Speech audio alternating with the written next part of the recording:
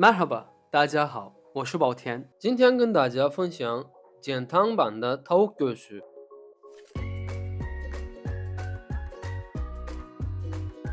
把鸡胸肉放入冷水中煮，煮到完全熟透后关火。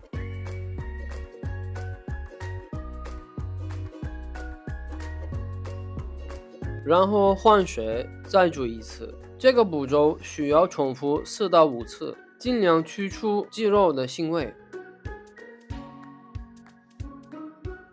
捞出鸡肉，冷藏2个小时以上。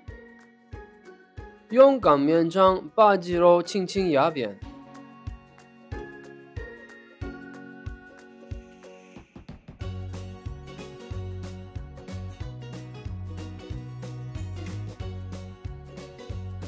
将鸡肉撕成细丝，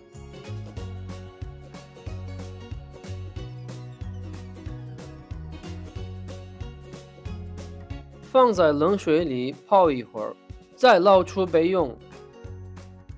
将大米粉、淀粉和1杯牛奶混合均匀，放一边备用。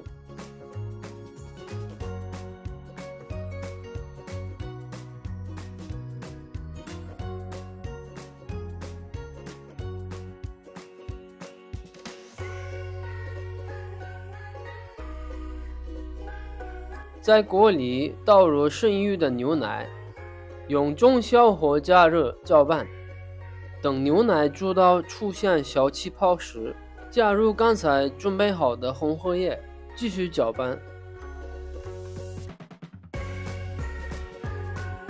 等液体变得浓稠后，加入鸡丝，搅拌均匀。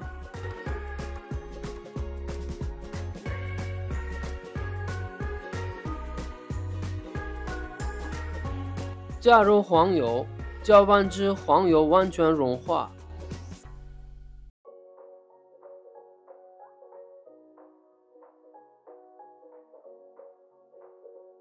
加入糖和香草精，搅拌均匀。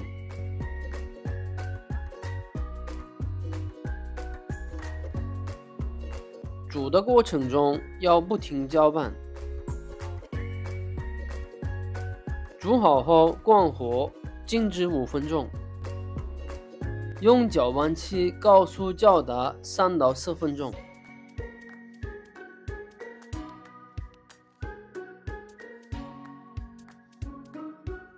将混合物倒入盘中，让表面平整。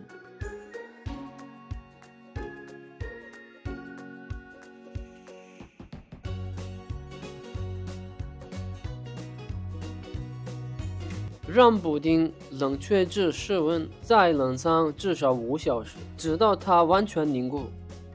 撒上肉桂粉。